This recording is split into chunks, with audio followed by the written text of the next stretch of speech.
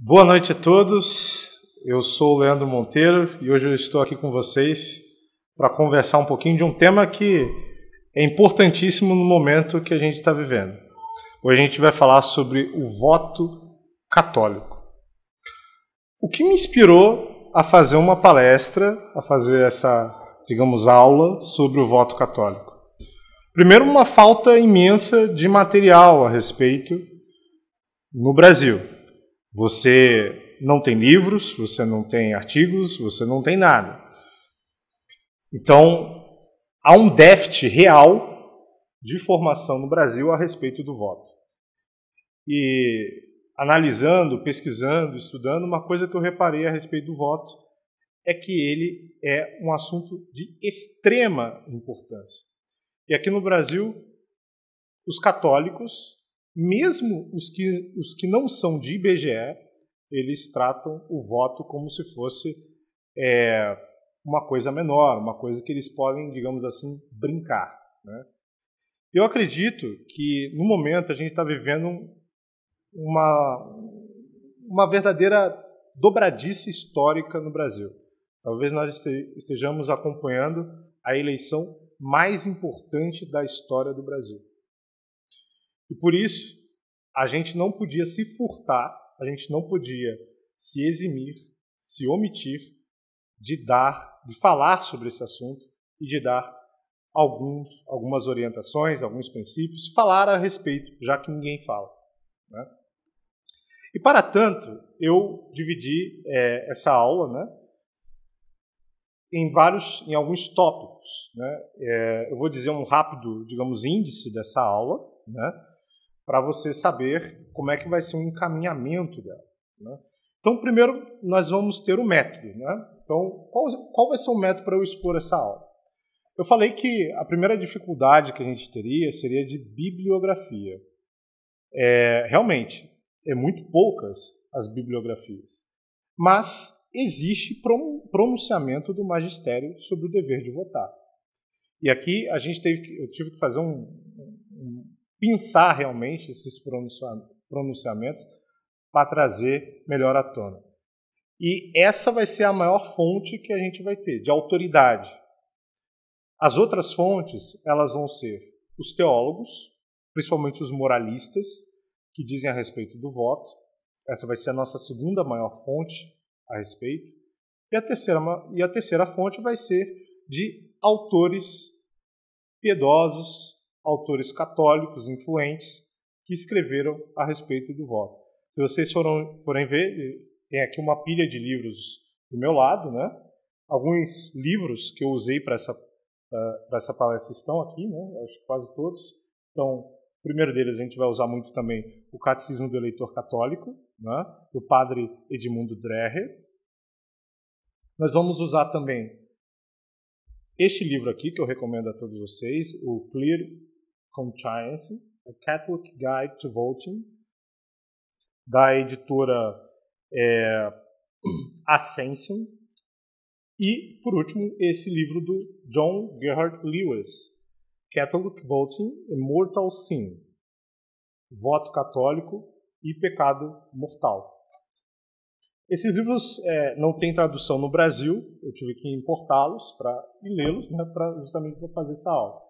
Também estou usando como fonte o livro do Carlos Alberto Saccheri, que é foi um filósofo argentino, que escreveu um livro A Ordem Natural, sobre a DSI, e mais esses dois livros, né, um do Trent Horn, Can a Catholic be a Socialist? Pode um católico ser socialista? E um livro que é daqui do Instituto Santo Atanásio, foi editado pelo Instituto Santo Atanásio, aproveito para indicar para que vocês comprem, que é o Códex de Moral Política. Certo? Bom, então vamos lá.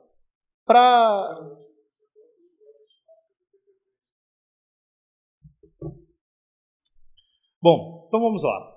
Vamos falar um pouquinho sobre o voto católico. Mas antes de a gente entrar no mérito do que é o voto católico, a gente precisa ter algumas noções anteriores.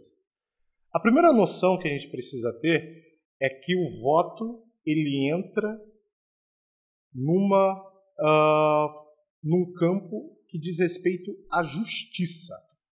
A justiça. E por que diz respeito à justiça? Porque o voto, nós estamos contribuindo, digamos assim, para o bem comum, dando algo para o bem comum. E a justiça diz respeito a dar algo ao outro, a dar algo que lhe é de direito. Então, para a gente falar um pouco disso, vamos conceituar direitinho o que é justiça. E vamos começar com um conceito específico de justiça, que é a justiça legal. Bom, o que é a justiça legal? Bom, justiça legal, a gente vai dividir em duas partes para conceituar. Primeiro a gente vai falar o que é justiça e depois a gente vai dizer o que é justiça legal. Primeiro, justiça. A definição clássica de justiça é a virtude firme e perpétua de dar a cada um o que é seu. Isso significa justiça. Então, a justiça, ela é uma virtude que se alcança depois de você ter conquistado muitas. Por quê? Porque a justiça, você tem uma vontade de dar a outro o que é seu. Mas você só consegue chegar nesta disposição de querer dar algo que é seu quando você já não pensa egoisticamente em si. Então, a virtude da justiça, ela pressupõe que você já tenha muita virtude carregada. Né? E é importante a gente saber que o voto ele se relaciona com a justiça. Porque a justiça, porque o voto ele acaba sendo um ato de virtude. O voto ele não é uma brincadeira. O voto ele é um ato de virtude. E um ato de altíssima virtude porque ele está relacionado com a justiça. Mas, afinal, a gente já conceituou o que é justiça, mas não disse o que é justiça legal. Então, eu vou pegar uma definição que é dada pelo teólogo católico, o Antônio Ronho Marim, no livro dele de Teologia Moral para Leigos, em que ele define justiça legal da seguinte forma: é a virtude que inclina os membros do corpo social, enquanto tais, a dar à sociedade tudo aquilo que é devido em ordem a procurar o bem comum. E daí ele dispõe que o objeto dessa justiça, o objeto formal, é o bem comum. O objeto material são os atos exteriores, ou seja, as ações que as pessoas fazem para alcançar esse bem comum. E o sujeito da justiça legal são todos aqueles que participam da comunidade política. De modo principal, os governantes, que eles agem de forma arquitetônica, né? E de forma secundária e instrumental, os cidadãos. Né? Tem um conceito de justiça que era um tanto desconhecido, porque assim, a palavra, né? Era desconhecido, por exemplo, para São Tomás, os medievais, que é o conceito de justiça social. Hoje se fala muito em justiça social. Mas o que é justiça social?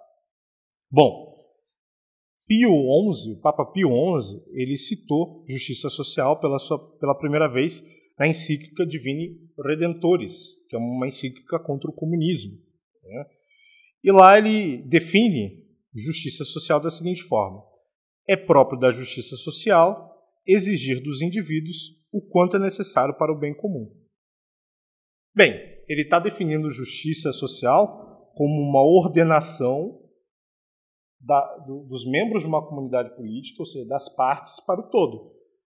É exatamente o conceito de justiça legal. Então, justiça social e justiça legal são exatamente sinônimos para o magistério da Igreja. Certo? E essa justiça social, ou essa justiça legal, o que ela visa tutelar? Ela visa tutelar o direito natural, né, mediante a lei positiva.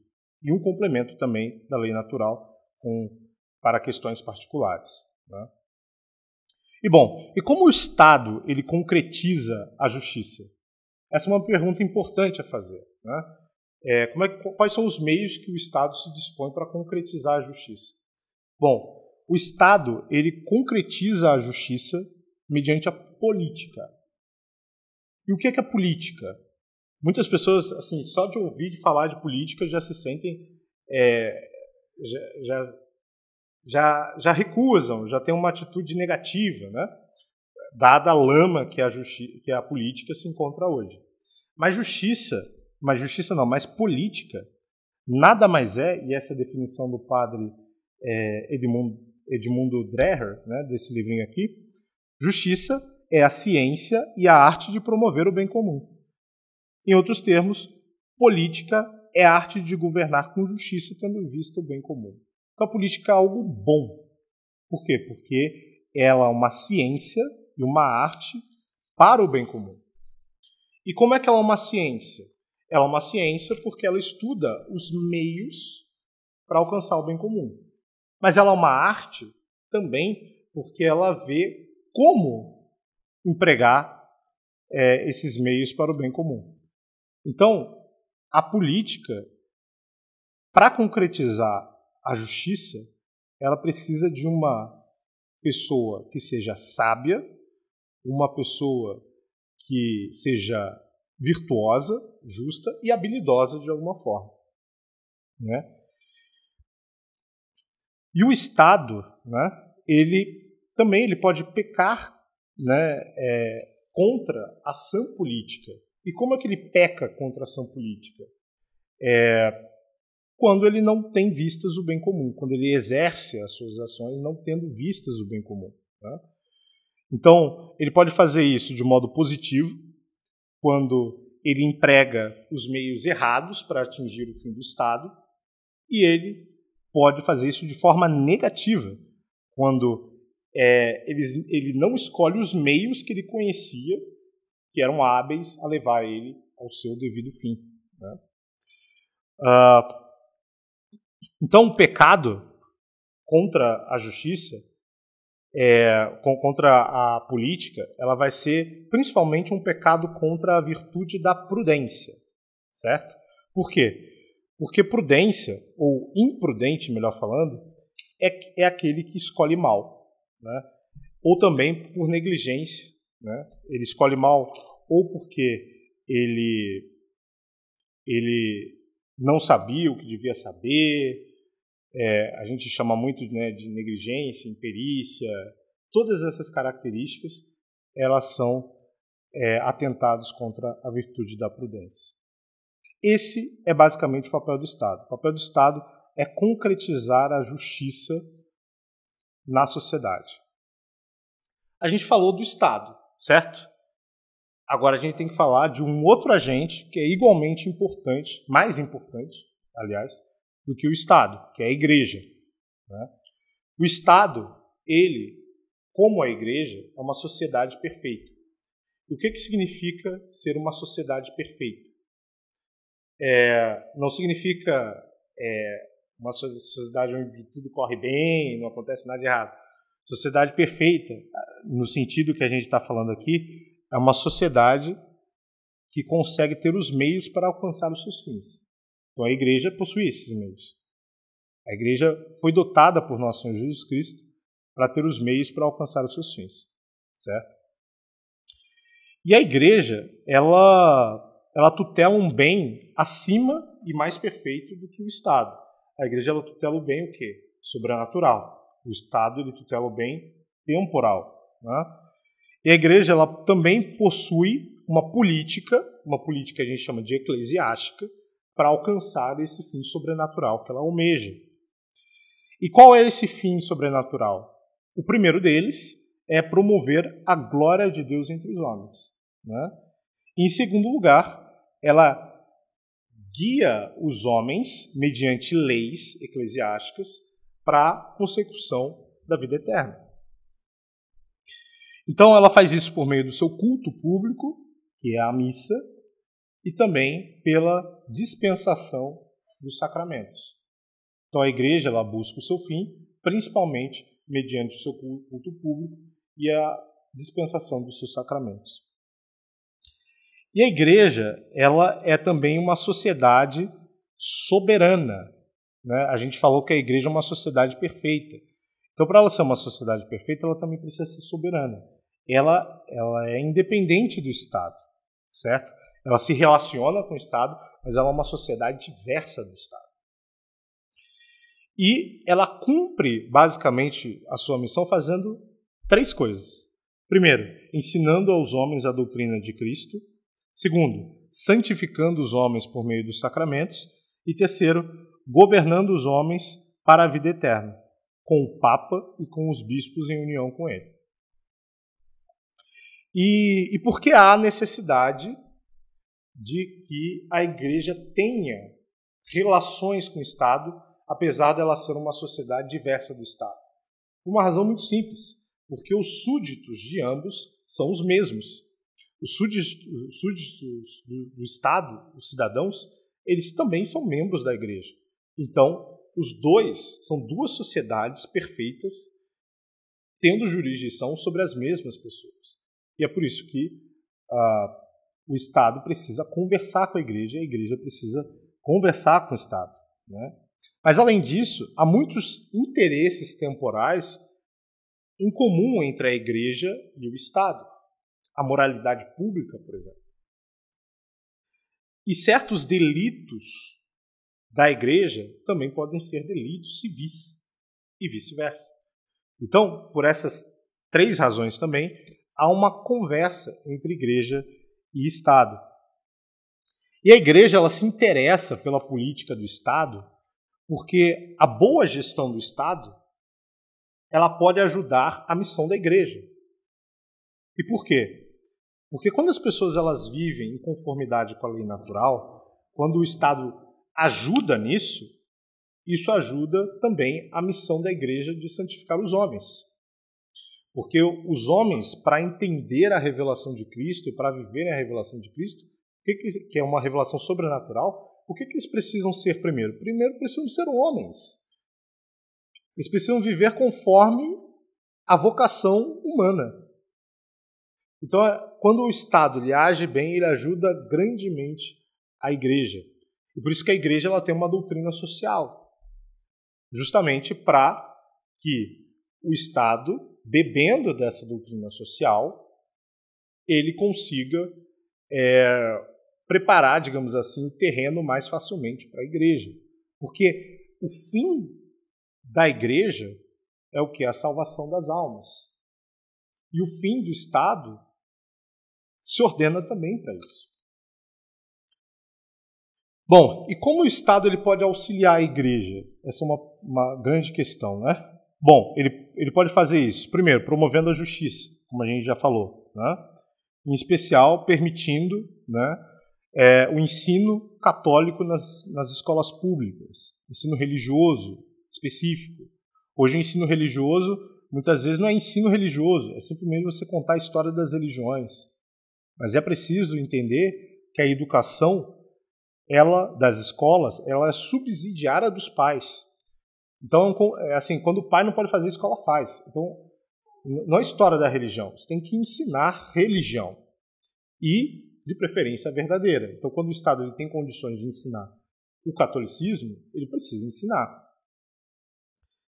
Ele também pode fazer isso subvencionando as escolas católicas, né, patrocinando. Ele também pode fazer isso subvencionando hospitais e obras de caridade católicas, né? Ele pode fazer isso reprimindo a imoralidade pública. E como é que ele faz isso? Né?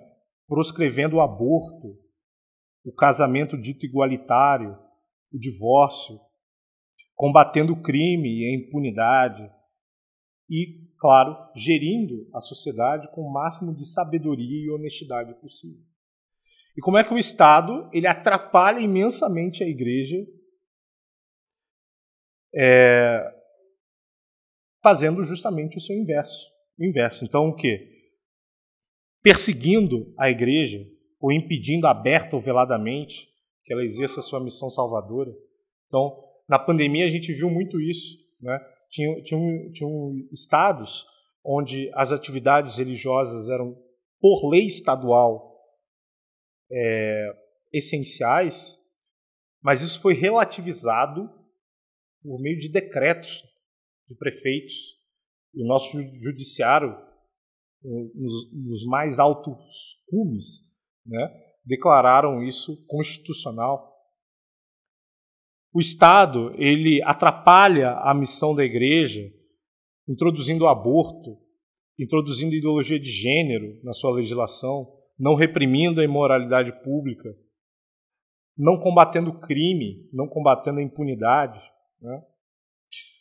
Então, e principalmente quando o governo é muito corrupto, tem duas fases, quando ele tem ideias erradas e quando ele é corrupto. Por quê? Porque as ideias erradas e a corrupção do Estado, elas trazem costumes maus para a sociedade. Então isso significa que, quando traz muitos costumes maus para a sociedade, a missão da igreja fica cada dia mais difícil, mais inviabilizada. Então é por isso que a gente precisa, por isso que o voto é extremamente importante, porque ele visa ajudar a missão da igreja de restaurar a sociedade, a missão do Estado de restaurar as condições mais humanas possíveis na sociedade e, por tabela, da igreja também. Bom, esses foram os dois atores que a gente viu, o papel do Estado, o papel da igreja e a sua relação, certo? Agora, a gente vai entrar especificamente no nosso tema, né? A gente vai se aproximar, na verdade, do nosso tema. A gente vai falar do voto especificamente, mas antes disso a gente tem que falar das preliminares do voto, né? E aqui eu vou entrar num tópico a respeito da moralidade da participação partidária, certo? Então nós vimos o papel do Estado, dos cidadãos e da igreja, né, de promover o bem comum, cada um na sua esfera de atuação. Agora a gente vai ver como concretamente isso se dá. Então o Estado, como príncipe, é o principal ator na estruturação do bem comum. Fechado. Né? Então, nesse sentido, o que ele precisa para estruturar o bem comum? Ele precisa de pessoas trabalhando para ele, certo? E se ele precisa de pessoas trabalhando para ele precisa de quê? De cargos. Esses cargos eles podem ser adquiridos de duas formas. Ele pode conseguir de duas formas. De modo eletivo ou por meio de concurso público, certo? Aqui, o que nos interessa são os cargos eletivos, né? Então, a gente vai falar como isso se dá por meio especificamente das eleições, certo? A principal forma de você conseguir um cargo eletivo hoje no Brasil, por meio das eleições, é mediante a participação partidária. E o que é um partido? Vamos definir o que é um partido. Na verdade, não vamos definir. O padre Edmundo Dreher vai definir o que é um partido. Bom, um partido é uma agremiação de cidadãos de um mesmo Estado, os quais comungam dos mesmos ideais e convicções políticas, sociais e econômicas e procuram ocupar cargos eletivos com seus candidatos, a fim de governar o Estado de acordo com seus princípios partidários. Certo? Então isso é um partido. Partido é uma comunhão de pessoas que pensam as mesmas coisas e querem governar o Estado com esses mesmos princípios, certo? E, bom, qual é a moralidade acerca da participação partidária? Segundo o padre Teodoro Del Greco, né, em seu livro de Compêndio de Teologia Moral, uma obrigação, não de todos, mas de alguns católicos, de concorrerem aos cargos eletivos. E existe uma obrigação de todos os católicos de votarem nos bons candidatos, principalmente se forem católicos. E por que é uma obrigação de pelo menos alguns católicos concorrerem às eleições? Pelo simples fato de que isso porque o bem comum precisa, né, de pessoas católicas governando o Estado, e para impedir, claro, que os maus candidatos tomem conta do poder. Então, é absolutamente louvável quando nós temos iniciativas católicas que promovem candidatos ou que indicam candidatos. E há uma obrigação de todos os católicos em votarem, né? E, bom, aqui a gente vai começar a conversar uma questão mais espinhosa, né? É lícito, a pergunta que eu vou fazer, o católico filiar-se a qualquer partido político? A pergunta que eu digo, que eu faço, ela tem como resposta não. Né? E aqui eu quero fazer um erro que certos católicos apregoam nas redes sociais,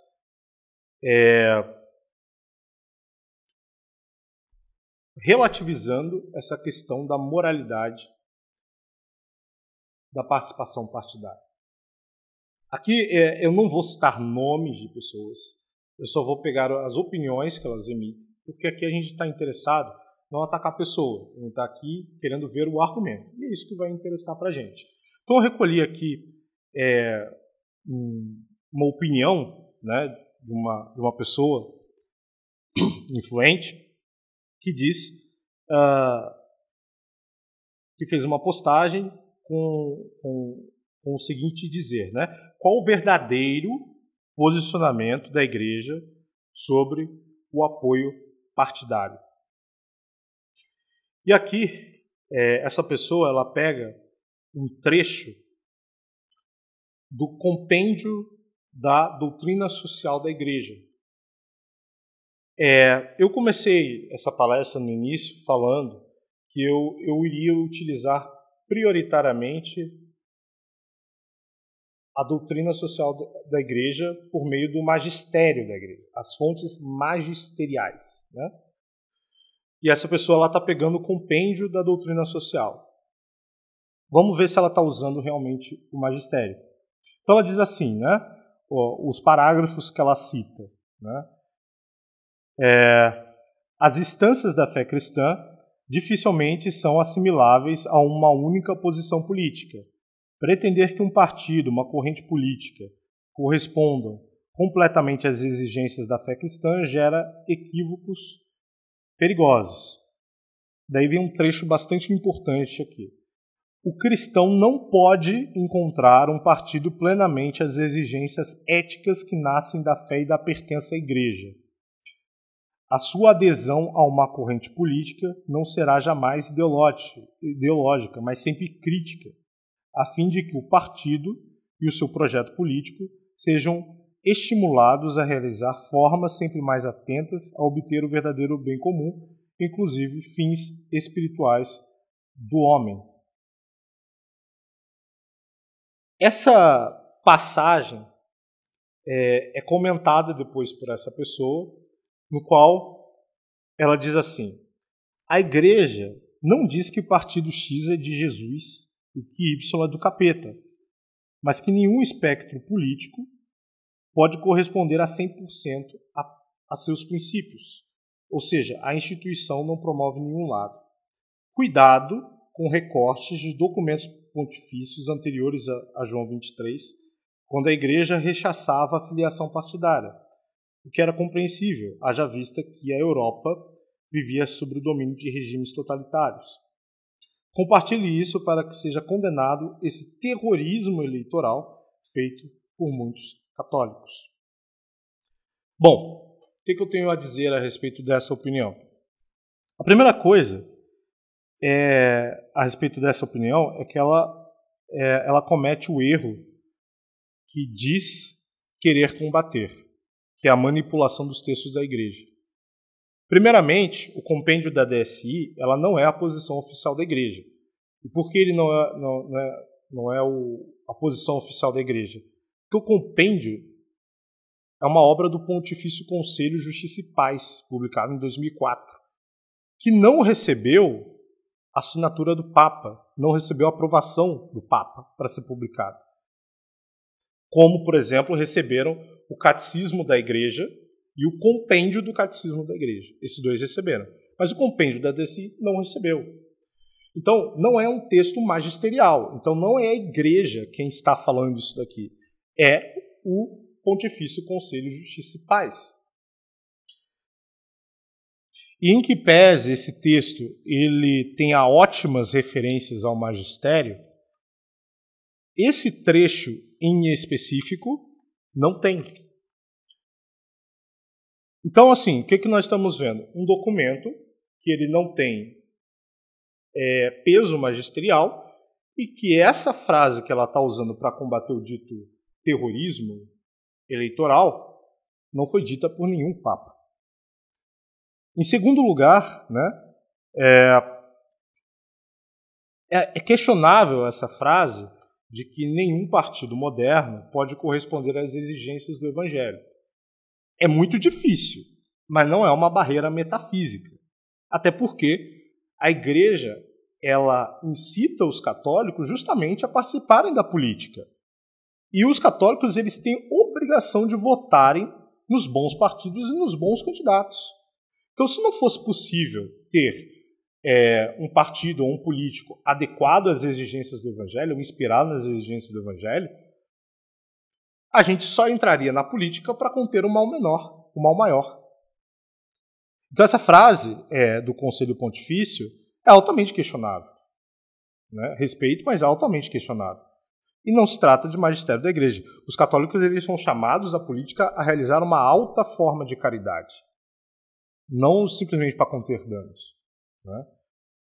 Então vocês verão que muitos católicos nas redes sociais eles relativizam a moralidade da participação partidária porque muitas vezes em seu íntimo eles têm razões, eles tentam procurar razões aparentes para excusar a própria consciência, né, de apoiar ou votar nos piores partidos. Né? Eu gosto de fazer um paralelo. Se na política nós temos o pessoal do DCE, né, desse pessoal de universidade, meio louco, comunista, né, dentro da igreja eu digo que a gente tem o pessoal da DSE, que é a doutrina social eleitoreira. Eles desvirtuam a doutrina social para justificarem suas más escolhas. Simples assim. Mas vamos retomar. Voltamos mais ainda para a questão da moralidade partidária, da participação partidária. Existe uma vedação moral, isso precisa ficar claro para todos, de católicos participarem de partidos políticos de ideologias condenadas pela Igreja.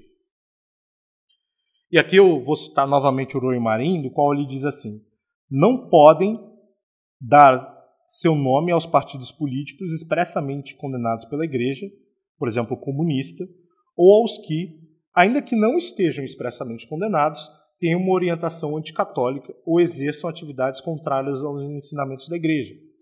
E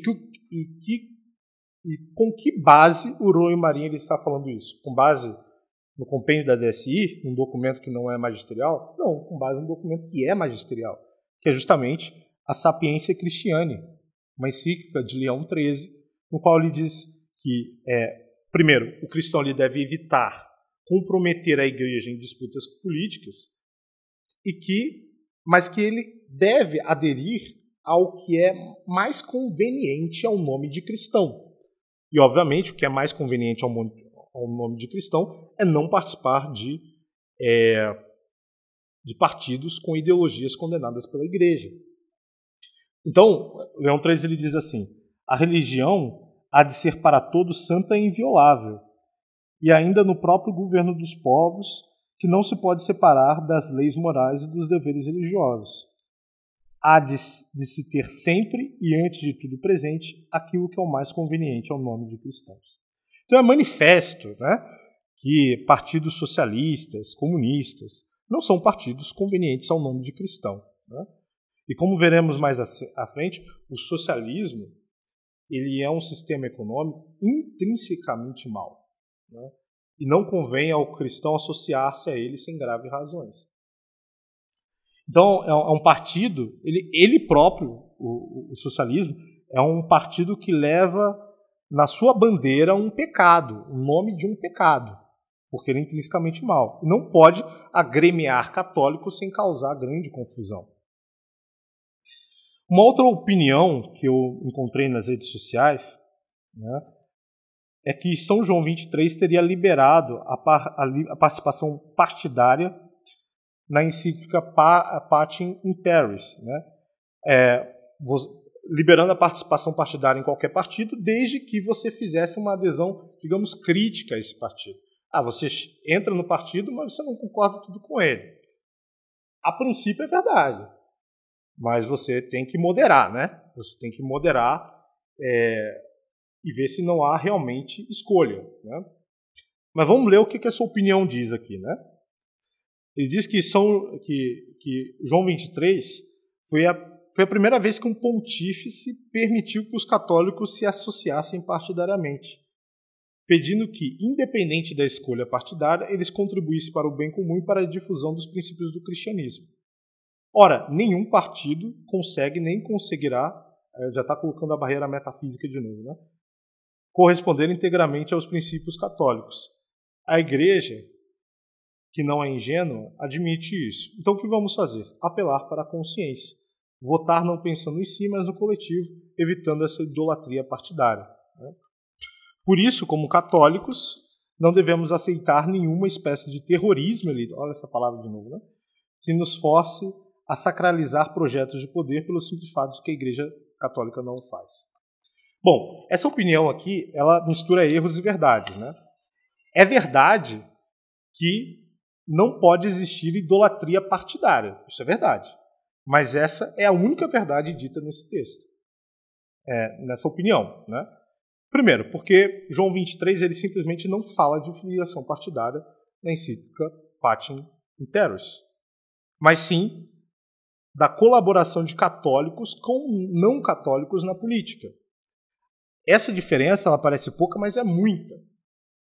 Porque uma coisa é o católico, em razão dos seus deveres de Estado, ter a obrigação ou precisar dialogar e se envolver com pessoas não católicas, ou até mesmo agremiações.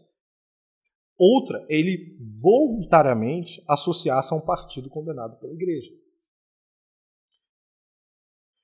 Então, a gente está vivendo um período, eu estou dizendo essas coisas porque a gente está vivendo um período eleitoral no Brasil em que existem partidos que são estatutariamente socialistas. Basta olhar o estatuto do partido, o código de ética do partido, e vocês vão ver que eles são signatários, né, do socialismo. Eles também são signatários de declarações internacionais socialistas, né, com o objetivo de recuperar o que a União Soviética perdeu. E muitos católicos amantes desses partidos usam todo tipo de desvio, né, para escusar a própria consciência, né? Mas uma coisa, ela deve ficar clara para todo mundo aqui.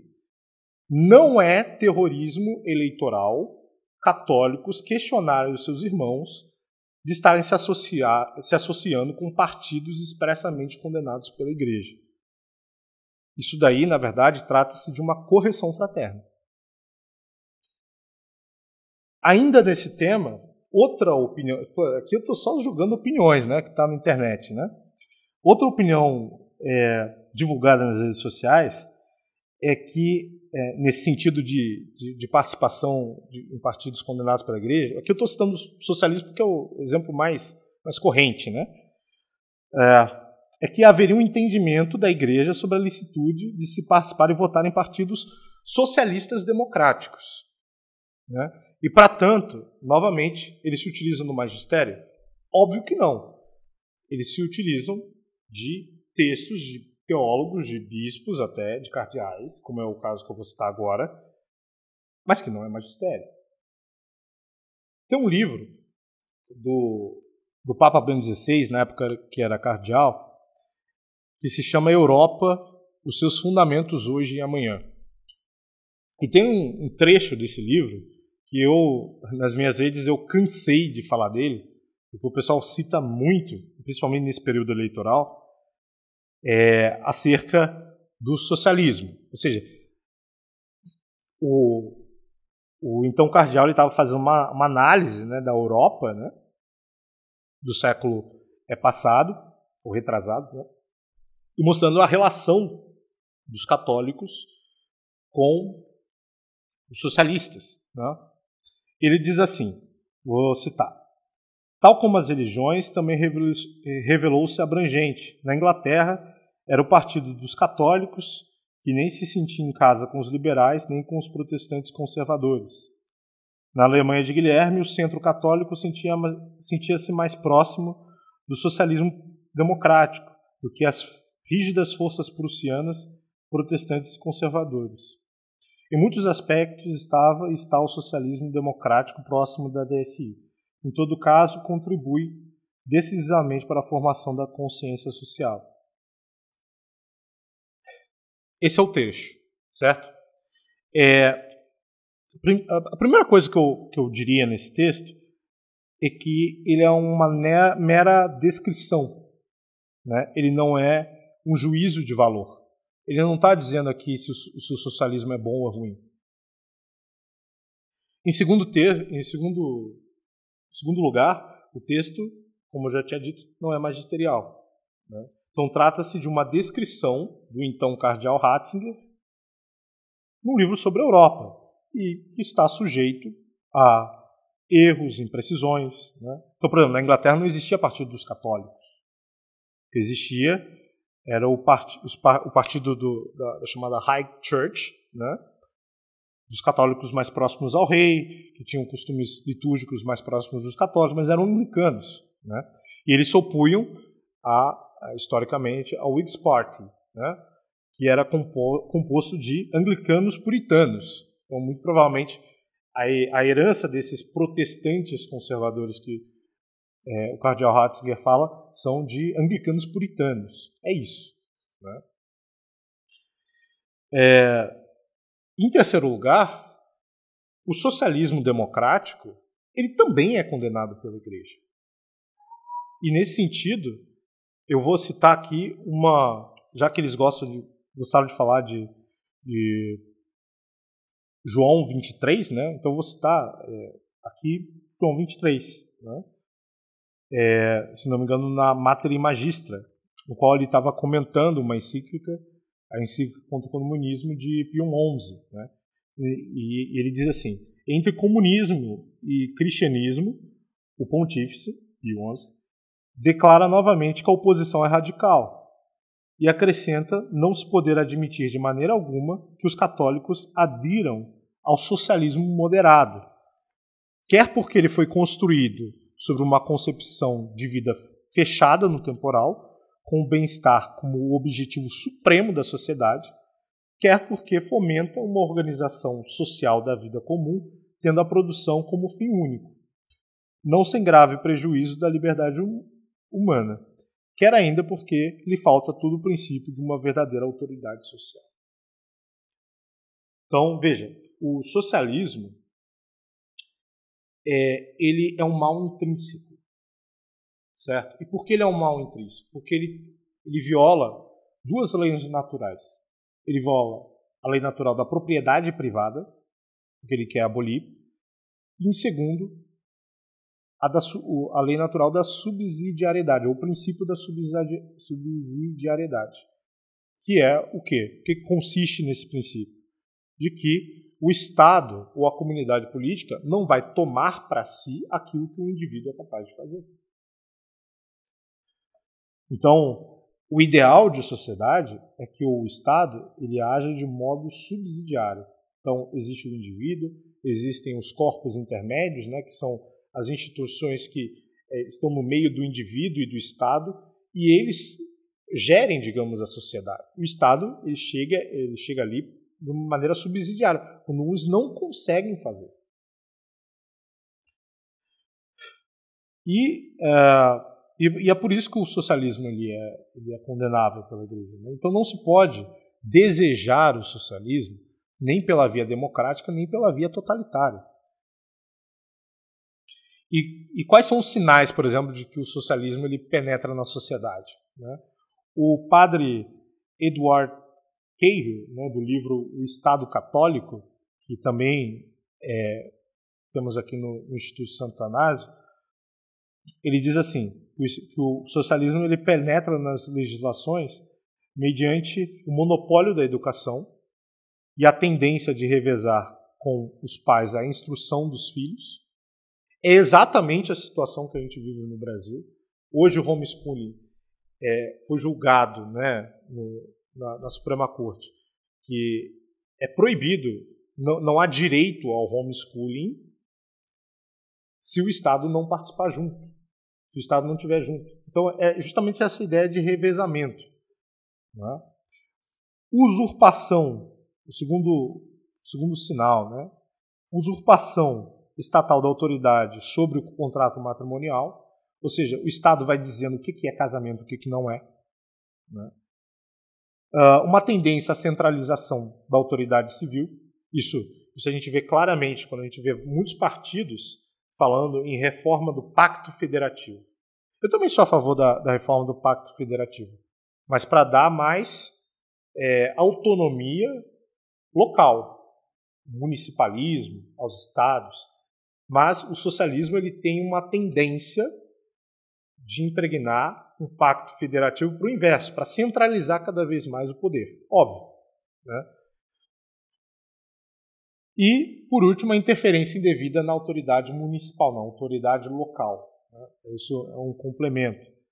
Então, o socialismo democrático, dito democrático, à medida em que ele vai avançando, ele vai tomando essas características aqui. E aqui eu vejo eu lembro de uma página católica que comprou essa premissa de que é possível ser um socialista democrático, né? E ela disse assim, a única dificuldade que as pessoas têm é que é difícil identificar um socialismo totalitário. O problema para essa página unicamente é o socialismo totalitário. Ela diz assim, porque na América Latina nós tivemos presidentes, né, candidatos, que se mostravam democráticos, mas quando chegaram ao poder se tornaram totalitários. Mas que novidade tem isso, gente? Que novidade. É óbvio que o socialismo ele vai ser totalitário. Não importa o meio que ele se utiliza, se é de forma armada ou se é pelo ganho do voto popular. Se ele quer extinguir a lei natural, é óbvio que ele vai ser totalitário. Não devia ser uma surpresa. E essa gente está tentando dar formação para os católicos na internet. Bom, então muitas pessoas, eu fiz esse grande parênteses, né, sobre o socialismo, mas é para denunciar uma coisa, que muitos católicos eles agem como o padre Edmundo Dreher fala no Catecismo do Eleitor Católico, né? No foro da sua consciência, procuram tranquilizar-se com qualquer razão aparente para que não pareçam criminosos perante seus próprios olhos.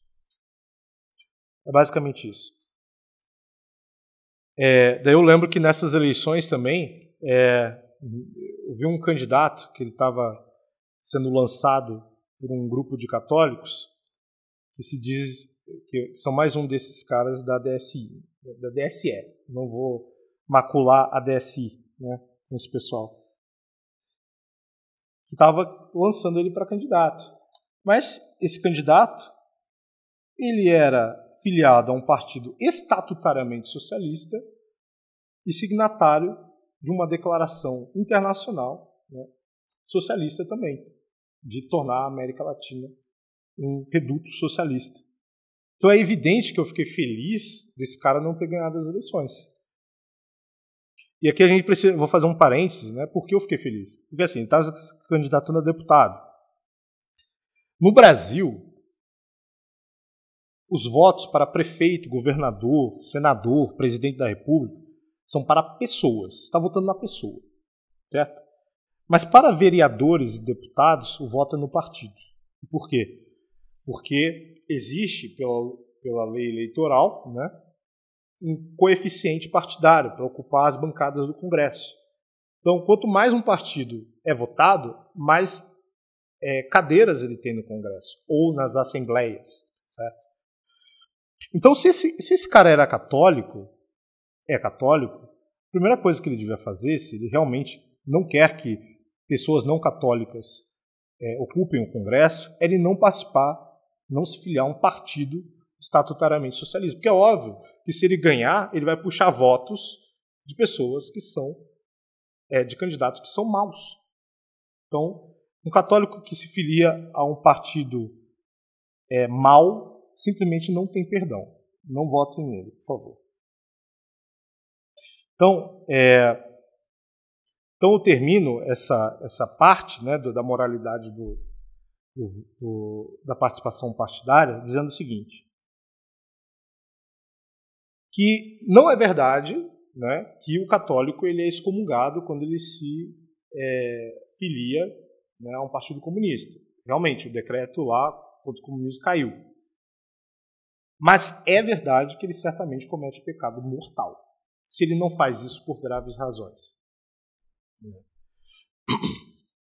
Agora, eu vou entrar num outro tópico, que não é sobre a moralidade partidária, mas se aproximando também do assunto, que é ver quais os bens que são protegidos pelo voto. O que o voto está querendo proteger?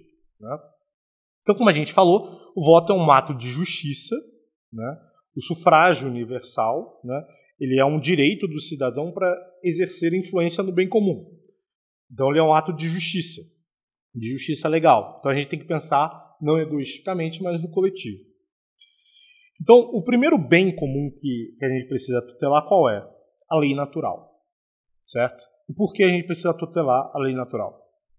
Aqui eu vou me servir do Catecismo da Igreja, no número 1959, no qual ele diz o seguinte: obra excelente do Criador, a lei natural fornece os fundamentos sólidos sobre os quais o homem pode estruturar o edifício das regras morais que hão de orientar as suas opções. Também nela, a base moral indispensável para a construção da comunidade dos homens.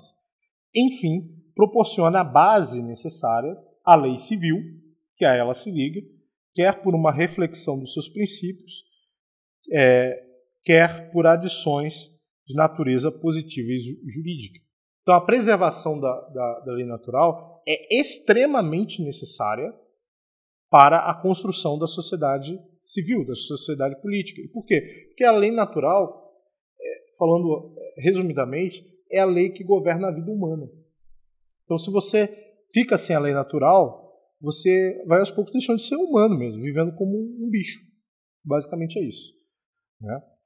E bem, existe uma ordem entre os direitos naturais, né? Existe a lei natural, então você tem os direitos naturais.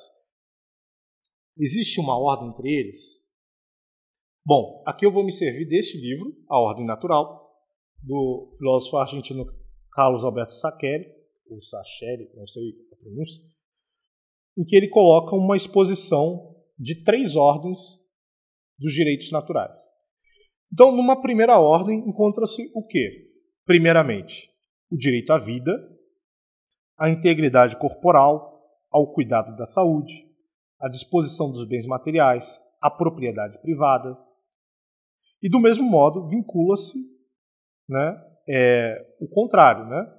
Se está protegendo coisas que dizem respeito à vida da pessoa, né, o contrário será o quê? O homicídio, a tortura, o aborto, o suicídio, o roubo. Né? Todos esses crimes aqui que eu citei, esses pecados aqui que eu citei, eles contrariam diretamente a vida humana. Né? E abaixo dessa segunda ordem, dessa primeira ordem, existe uma segunda, né? Que daí não é relativa à vida humana, mas à espécie humana. E aqui nós temos o quê? O direito ao matrimônio, à procriação, à educação dos filhos. Né? E, nesta ordem, fundamenta-se o repúdio ao quê? À fornicação, ao adultério, né? Ao dito casamento igualitário, aos métodos anticoncepcionais, ao divórcio e assim vai. E numa terceira ordem, a última, né, nós temos aquilo que é propriamente humano, que corresponde o quê? O direito à verdade, porque o ser humano é um animal racional, o de agir livre e responsavelmente. Por quê? Porque ele é um animal dotado de racionalidade, de vontade, né? Então precisa ser livre, de agir virtuosamente. Tem direito à convivência social, ao conhecimento de Deus, à prática do culto divino. né? Então, essas três ordens, eu estou colocando aqui, elas de hierarquia dos direitos naturais, elas são extremamente importantes justamente para afastar certas outras opiniões que a gente vê muito também nas redes sociais e por aí, que confundem a ordem de prioridades. E na hora do voto, isso é extremamente importante, porque tem gente que coloca, às vezes, prioridade que está no terceiro nível como se fosse o primeiro, e da primeira ordem como se fosse a última, né? Então aqui eu vou citar um exemplo, mais uma opinião que eu colhi aí da internet, né? É conhecida uma carta do então cardeal Ratzinger, novamente ele aqui, né? Que foi dirigida aos bispos americanos. E essa carta é chamada Dignidade para Receber a Sagrada Comunhão, Princípios Gerais, né? E ele toca no ponto da licitude de se votar num abortista, num candidato que seja favorável ao aborto.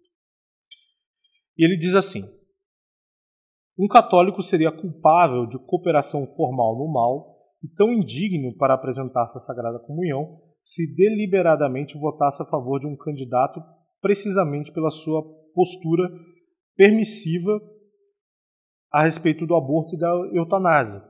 Quando um católico não comparte a posição a favor do aborto ou da eutanásia de um candidato, mas vota a favor dele por outras razões, isto é considerável uma cooperação material remota, que só pode ser admitida ante a presença de razões proporcionalmente graves.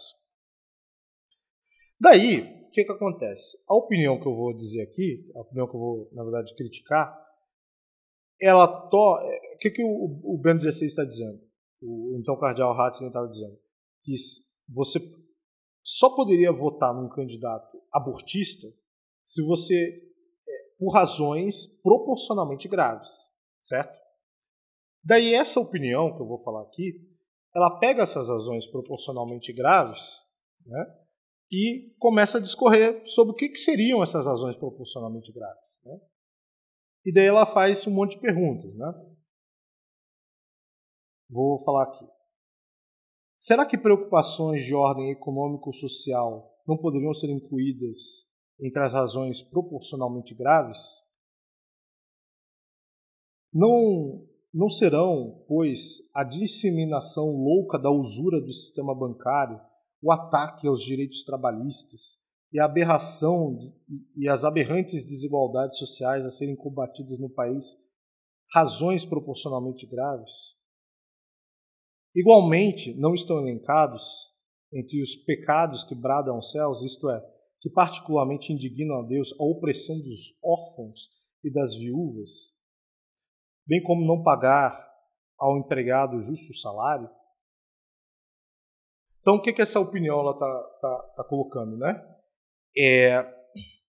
Esses problemas sociais de desemprego, de trabalho, né, direitos trabalhistas, né, numa mesma ordem, né, com o direito à vida, certo? Bom, o erro desta opinião não é elencar quais outros direitos são naturais, mas é justamente não distinguir a ordem deles. E mesmo essa opinião ela coloca os pecados que bradam aos céus, né? Mas mesmo os pecados que bradam aos céus possuem uma ordem, né, que segue justamente a ordem que eu falei aqui. Então, em primeiro lugar, quais são os pecados que bradam aos céus, né? Em primeiro lugar, o homicídio voluntário. Diz o quê? Direito à vida, né? Em segundo lugar, o pecado de inversão sexual, que diz respeito ao quê? À espécie humana. Em terceiro lugar, a opressão dos pobres, especialmente os órfãos e as viúvas. Isso diz respeito ao quê? A terceira ordem, a tudo que é humano, e a defraudação do salário do trabalhador, que é justamente também da terceira ordem. Então você vê, até mesmo os pecados que bradam ao céu, eles possuem uma ordenação, eles não são no mesmo nível, né? Então, é evidente, por exemplo, que a usura é um mal. Mas entre a usura e o assassinato de um bebê, o aborto é mais grave. Então, para que alguém, por exemplo, votasse num candidato abortista, é necessário que o outro candidato defenda também o homicídio voluntário, porque daí você tem razão proporcionalmente grave, porque são erros de mesma grandeza, né? Caso contrário, não será proporcional. E essa opinião ela erra pela sua generalidade, né? Ataques aos direitos trabalhistas, né? Ela é uma cláusula aberta, né? E que ela admite inúmeras divergências lícitas entre os católicos do que seja um real ataque. Mas vamos pensar numa situação de um ataque verdadeiro, né? Uma defraudação verdadeira ao trabalhador. Qual a pior coisa que pode acontecer ao trabalhador? Vamos pensar. Qual a pior coisa? É não pagar o salário. Você trabalhar, está lá 30 dias, quando chega ali na hora de cair, não cai, né? Isso é o pior que se pode fazer a um trabalhador. Mas ainda assim, isso é um mal menor comparado a um homicídio voluntário. Então, digamos assim, se um candidato é abortista, ele diz assim, eu vou lutar para aprovar o aborto. E tem um outro candidato que diz assim, eu vou lutar para não ter salário ao trabalhador. Qual dos dois é o menos pior? O que diz que não vai dar trabalho, não vai dar o salário ao trabalhador. Porque ele ainda não está matando diretamente uma pessoa com isso. Então é muito pertinente, né, que os católicos eles saibam, né, distinguir a gravidade dos males. Né? E também é igualmente necessário ele distinguir os males que são intrínsecos de julgamentos que são prudenciais. Né? Então, por exemplo, muitas pessoas elas chegam nas eleições e elas anulam seus votos ou votam no mau candidato porque pensam que questões prudenciais que elas creem duvidosas de um programa de governo são comparáveis a males intrínsecos. Então, por exemplo, você tem uma política, vou usar o exemplo do trabalho mesmo. Você tem uma política trabalhista, teve a reforma trabalhista aí, né, que a gente teve em 2017. Tem gente que vai achar que a reforma trabalhista ela é um mal tão igual quanto de um abortista, de votar num abortista. Então, na verdade, não tem sequer comparação. Então, você pode discutir vários aspectos da legislação trabalhista, mas você não pode discutir o aborto. Né? Então, isso encerra, né? Só fiz essa reflexão para mostrar, né, que a gente, primeiro, deve tentar tutelar a lei natural e claro, ver a hierarquia dessa lei natural, né, e não confundir males intrínsecos, né, com coisas que não são simplesmente males, são simplesmente políticas duvidosas. Né? Bom, então a gente falou que o primeiro bem a ser tutelado pelo voto é o direito natural. Qual é o segundo bem tutelado pelo voto? Bem, o segundo bem tutelado pelo voto é a liberdade da igreja, a liberdade religiosa. E por quê? Né? Por duas razões. A primeira delas é uma razão de conveniência. Né? E por quê? Porque o Estado ele precisa de pessoas religiosas e principalmente de pessoas católicas. Né? E aqui me permitam fazer uma citação do arcebispo Charles Chaput, né, que ele escreveu um livro chamado Die a Caesar, Render unto Caesar. Né? E a citação ela se encontra nesse livro aqui, With Conscience. Né? Então essa citação diz assim: a César nós devemos respeito e orações pelos nossos líderes, respeito pela lei, obediência à autoridade constituída e serviço ao bem comum. Esta é uma lista bastante modesta. E note que respeito não é subserviência ou silêncio, inação, escusa para fazer ou consentir com mal grave na vida pública que compartilhamos. Na verdade, ulteriormente, tudo o que é mais importante sobre a vida humana não é para César, mas para Deus. Nosso intelecto, nosso talento, nossa liberdade, as pessoas que amamos, a beleza e a bondade no mundo, todas essas coisas só valem a pena lutar para enobrecer e defender se tiverem Deus. Nenhuma dessas coisas veio de Tibério ou de quem o sucedeu, né, o imperador romano. Então, nós concluímos que quando nós damos a César, né, ao Estado, por amor de Deus, nós damos melhor a César exatamente o que é dele. Então, o Estado ele precisa de cristãos, justamente porque os cristãos eles tentam praticar a justiça. E com isso o Estado ele vai conseguir melhor o seu bem comum, né? A sua finalidade principal. E a segunda razão, a primeira era uma razão de conveniência e há também uma razão de necessidade. O homem ele é pecador e ele necessita da igreja para salvar-se, né?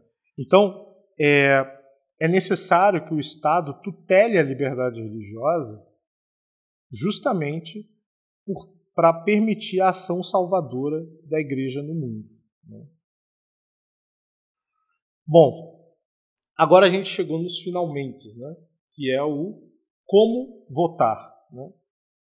Então a gente vai começar a falar primeiro do grave dever do católico votar. E aqui eu quero usar magistério. Eu pego uma locução de Pio XII, que ele fez em 1948. Isso está na Ata Apostolic Sede, número 40, parágrafo 119. Tá? Que ele diz assim: nas atuais circunstâncias, é uma obrigação estrita para todos aqueles que têm direito ao voto, homens e mulheres, participarem nas eleições. Quem se abstém de fazê-lo, especialmente por indolência ou fraqueza, ou preguiça, comete um pecado grave em si mesmo, uma falta moral. Então, assim, independente se o Estado diz que o voto é obrigatório ou não, é um dever do católico votar. Certo? Isso a gente precisa ter bem assentado. E quando é pecado grave, o católico não votar, né? Ele se abster de fazer. O padre Edmundo Dreher, ele diz assim, 3 condições, né? Quando o católico devia votar, ou seja, se ele era legítimo eleitor e não vota, quando ele podia votar, ou seja, não estava com nenhum impedimento, e quando ele previa, ao menos vagamente, os males graves que adviriam para a igreja ou para o Estado da administração em quem votou.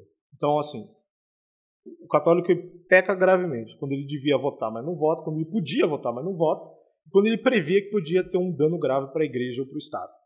Certo? E eu tenho uma opinião, que também é reforçada pelo padre Edmundo Dreher, né? E aqui eu vou dizer que é uma opinião, eu vou sempre ter esse compromisso de distinguir a minha opinião do que é magistério. E eu tenho uma opinião a partir desses princípios de que é pecado grave uma pessoa ela não regularizar, por exemplo, o seu título de eleitor assim que puder. Por exemplo, tem pessoas que elas estão morando num outro estado, né, já têm a vida resolvida, mas nunca fizeram a transferência do título de eleitor. Isso para mim é um pecado grave, porque ele tem a obrigação de votar. E ele tem 4 anos para resolver isso. O padre Edmundo Dreher, esse livro de 1960, né? Naquela época o marido ele tinha que arranjar o título de eleitor para a mulher, né? Ele diz assim, né, que há pecado grave sobre o marido se ele não arranjasse o título de eleitor para a mulher, né? Ele diz assim: o pecado recairá sobre a consciência do marido que por motivos não justificados não providenciou em tempo a carteira eleitoral de sua esposa. Né? Então, é pecado grave, a meu ver, você não resolver a sua situação eleitoral.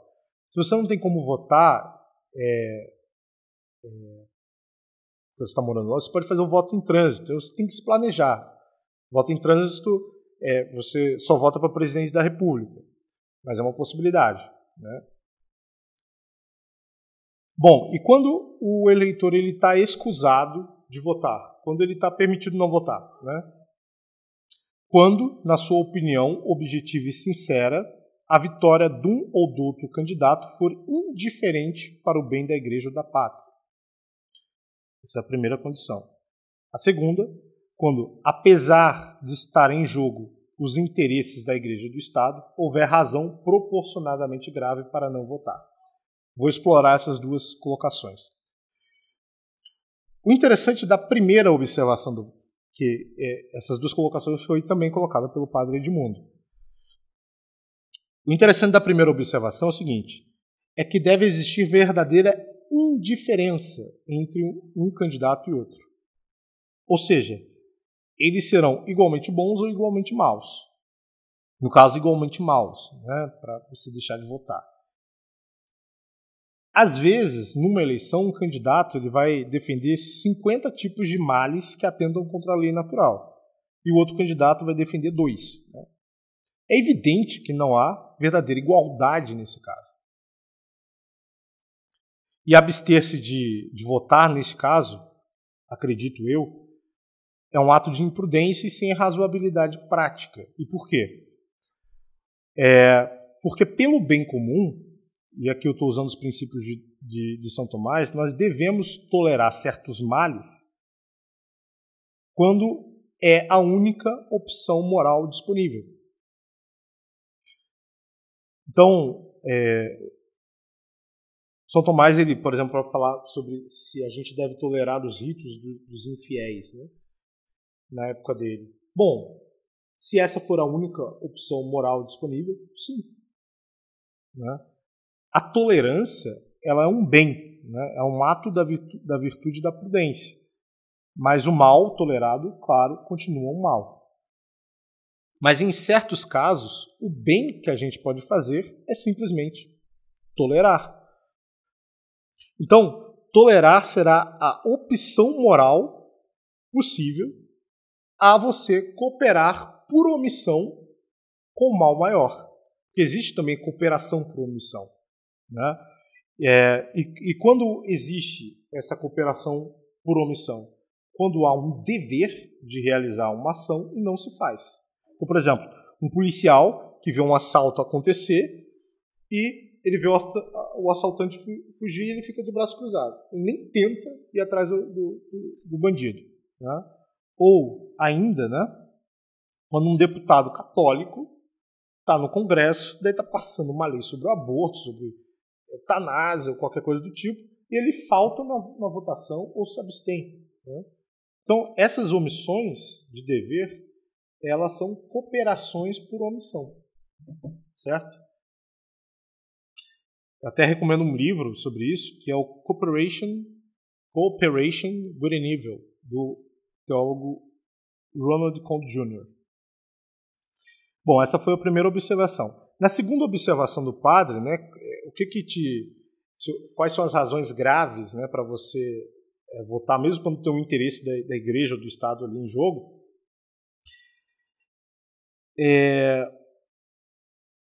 São os mesmos motivos, digamos, para você não ir na missa. Então, como, por exemplo, uma doença debilitante, uma distância transponível, trabalho, né, gravidez. Então a gente começa a observar o seguinte, que no Brasil, mesmo quem não é católico de IBGE, trata o voto como se fosse católico de IBGE. Você veja que é uma obrigação grave. Você só pode se excusar com as mesmas razões que você usaria para não ir na missa, que é o sacrifício de Cristo, que é o preceito dominical. Então o compromisso é muito alto com o bem comum. Né? Então no Brasil muitos católicos mesmo, né, conhecem as coisas, eles tratam o voto como um católico de IBGE trata o preceito dominical. Isso é impressionante. Uma outra forma que eu acredito que seja um modo errado de se abster, né, é, por exemplo, você votar num candidato qualquer simplesmente para evitar o segundo turno. Né? Há muitas pessoas que elas fazem um voto de protesto, digamos assim, né, no primeiro turno. Elas votam em candidatos engraçadinhos, né, e que não têm qualquer chance de vitória. A primeira coisa que a gente precisa lembrar, né, é que o voto ele é um ato de justiça, né, e por isso mesmo ele deve ser um ato verdadeiramente consciente. O católico ele não deve ficar pensando no segundo turno, né, mas ele precisa votar naquela situação como se fosse a única. E por quê? Primeiro, porque brincar, entre aspas, com o voto no primeiro turno prejudica o quê? O erário público, né? Porque o Estado vai ter que mover toda a máquina estatal, né, para organizar uma nova rodada de eleições, né, de votações. Ou seja, está prejudicando muito o bem comum, porque aquele dinheiro que é movido para fazer uma nova sessão de votações poderia estar sendo direcionado para outra coisa. Né? E além disso, o que acontece? As pessoas que votam em candidatos engraçadinhos, voto de protesto, qualquer coisa, ou que não tem nenhuma chance, elas, só pensando no segundo turno, elas renovam as chances dos maus candidatos, né? E de eles se reorganizarem e vencerem as eleições. Então vocês estão vendo assim que não é brincadeira isso daqui, né? Então o voto de protesto, de consciência, sem a devida razoabilidade, é votar mal, né? E votar mal é sempre pecado mortal. Então o católico ele tem a obrigação de votar nos bons candidatos, né? E esses candidatos, aqui eu vou entrar no entendimento do que é votar num bom candidato. Né? O candidato não precisa ser ótimo, porque o ótimo pressupõe as virtudes lá em cima. Ele precisa ser bom, certo? E aqui, novamente, vou citar uma frase de Pio XII, né, que diz que a gente tem a obrigação de votar nos bons candidatos. Né? Ele diz assim, cada um deve seguir o ditame da própria consciência. No entanto, é evidente que a voz da consciência impõe a cada católico dar o seu voto aos candidatos que ofereçam garantias verdadeiramente suficientes para a proteção dos direitos de Deus e das almas, para o bem das pessoas, das famílias e da sociedade, segundo o amor de Deus e a doutrina moral cristã. Né? É uma citação de 1948 também. Bom, então o que o católico ele tem que observar nos candidatos, as qualidades dele? Né? Primeiro, ele tem que ser honesto, ele tem que ser competente, ele tem que ter dinamismo para gerir os bens públicos, né? E ele tem que ter respeito ou não hostilidade com a igreja. Né? Dessas qualidades, que eu estou pegando também do Padre Edmundo, a mais importante é a honestidade. Por quê? Porque o político honesto ele vai ser competente ou ele vai se cercar de pessoas competentes. Ele vai ele vai ser dinâmico, né? Porque ele não vai deixar que os bens públicos sejam prejudicados. Ele vai correr atrás, porque ele é honesto, né? Ainda que ele não seja dinâmico, ele vai correr atrás. E por sua honestidade, ele também não vai ter hostilidade com a igreja, porque a igreja ela busca fazer o bem, busca a justiça, né? Então não tem razão dele ser hostil para com a igreja. O candidato ele também deve ter, né, a pessoa deve avaliar a experiência pessoal do candidato como político, né? Deve ter informações sobre esse candidato, com que ele anda, né? O que ele faz, o programa desse candidato, o que ele sempre defendeu historicamente, o que está nas bandeiras do partido dele, e a propaganda que o candidato faz. Teve uma vez que, esses dias eu esbarrei num comício de um candidato, E lá só tinha bandeira vermelha e LGBT. Né? E eu fiquei observando essa propaganda do candidato. Não é uma propaganda boa para um católico, obviamente. E caso o católico ele não saiba votar, o que ele deve fazer? Né? Há 3 saídas. Primeiro, ele deve se consultar com pessoas mais sábias que ele, né, e de confiança, para tomar nota dos bons candidatos. Né?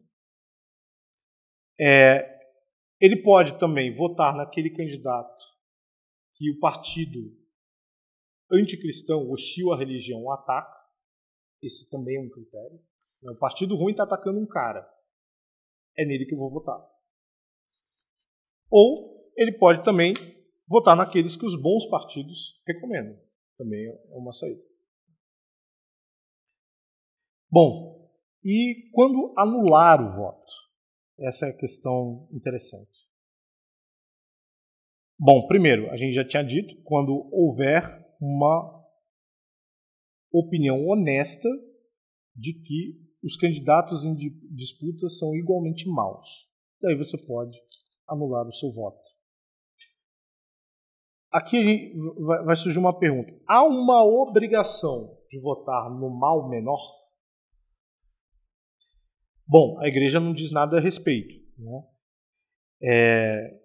Então, a gente vai entrar no mundo das opiniões dos teólogos. Tem muitos teólogos que dizem que não há obrigação de votar no mal menor.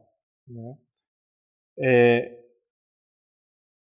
Mas eu vou dizer a opinião que eu considero, que é a minha, né?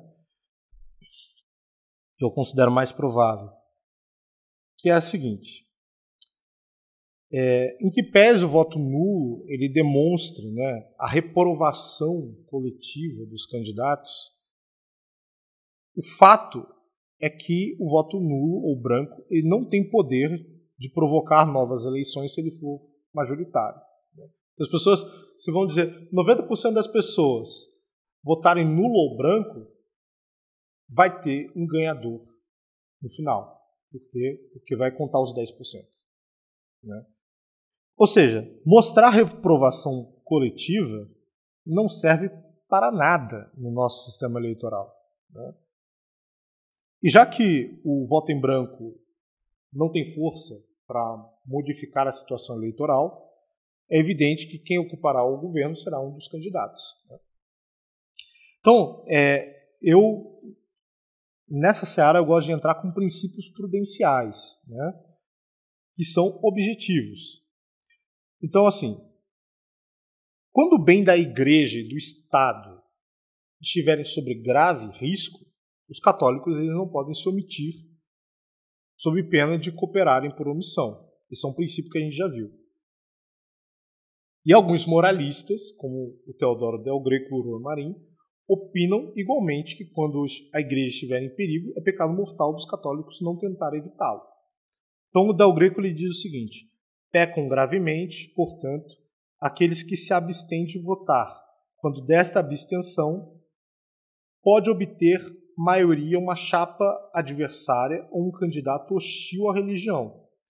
Pecam, portanto, os que negam voto a candidatos que se apresentam com um bom programa, para dá-lo a outros que militam em partidos de programa hostil à religião e subversivo para a ordem social. Então, o primeiro critério, se eu fosse ver entre dois males, dois candidatos a gente considera que não atendem, né, os princípios da igreja, é ver se um deles tem hostilidade ou não com a igreja. Né? O Roy Marin ele também diz o seguinte: nos países que vigoram o sufrágio universal, é gravíssimo dever dos católicos votar nos candidatos que ofereçam toda classe de garantias sobre a defesa dos direitos de Deus e da Igreja e cometeriam facilmente um verdadeiro pecado mortal votando nos indignos ou abstendo-se simplesmente de emitir seu voto, com o perigo de contribuir ao triunfo dos candidatos anticatólicos. Então, assim, já que o voto em branco ou o voto nulo não tem utilidade para nada, a gente precisa trabalhar com o bem da igreja, minimamente. Né? Então, eu acredito que o bem da igreja seja o principal motor para não se votar nulo. Né? E essa hostilidade à religião, né, é motivo, na minha opinião, né, para se tolerar um candidato ruim, mas não hostil à religião. E aqui eu vou citar o Papa Leão XIII. Né? Ele diz o seguinte: e se de alguma parte se vê que periga pelas maquinações dos adversários, devem cessar todas as diferenças e, unidos os ânimos e projetos, lutem pela defesa da religião, que é o bem comum por excelência, ao qual hão de referir-se todos os demais. Então, novamente ratificando o que eu estou dizendo, uma opinião magisterial, um ensino, né, magisterial. Bom, e quando a gente pode saber que o Estado ou a Igreja estão sob grave perigo, né? Bom, o primeiro deles é quando o candidato mau estiver concorrendo às eleições, simplesmente pelo fato de ele estar concorrendo às eleições. E o segundo, quando estiver à frente das pesquisas. Então, o voto nulo, nessas duas condições que eu citei aqui, principalmente a segunda, ele não é um voto exatamente neutro. Ele é um voto que prejudica ou beneficia os candidatos na eleição. Então, o voto neutro, quando há iminente perigo do mau candidato vencer, ele não se encaixa em condições práticas neutras. Então, terminando, eu espero que essa palestra tenha dado luzes um pouco. Claro que a gente poderia aprofundar muito mais, mas para esse momento que a gente está vivendo no Brasil. Eu espero que vocês rezem a Deus, né, pedindo ao Pai das Luzes, né, a sabedoria do alto, e que entendam o momento que nós estamos vivendo no país. Que Deus abençoe o Brasil e que viva Cristo Rei.